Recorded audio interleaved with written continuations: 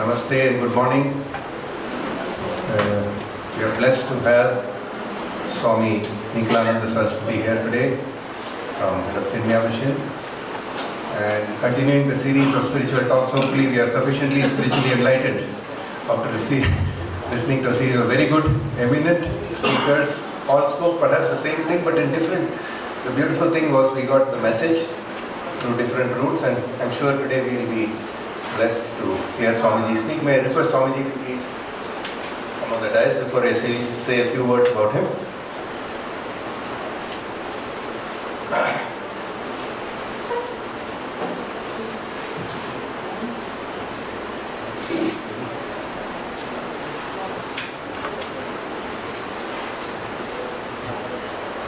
Swamiji is a renowned spiritual guru. Doesn't need much introduction, but nonetheless, let me briefly capture some things about him, which I'm sure most of you know. Swamiji is the spiritual head of the Chinmaya Mission in New Delhi and its other centers in Noida, Gurgaon and Faridabad. He takes a keen interest in various activities and projects of the mission in and around the capital. He also oversees and manages the affairs of the two Chinmaya Vidyalayas and of the Chinmaya Degree College at Haridwar. Today, we are fortunate to have him here to speak on Saddarshanam, Bhagavan Ramana's gem of teachings, one of his gems of teachings. And Swami Nikhilananda Saraswati also gives regular discourses on Vedanta, as most of you will know, and the Bhagavad Gita.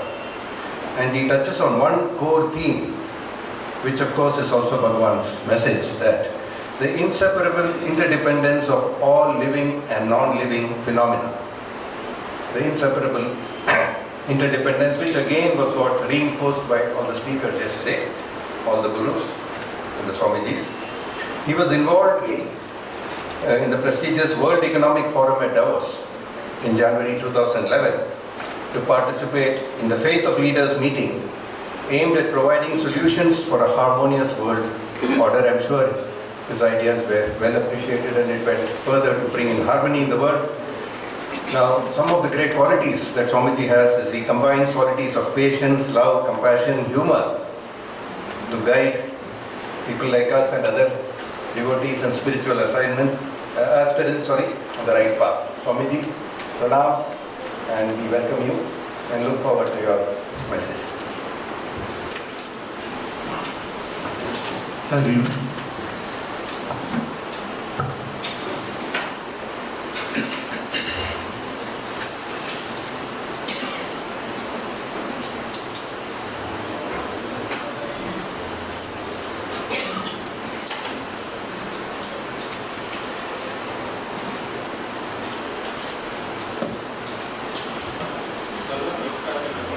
We'll begin with a prayer.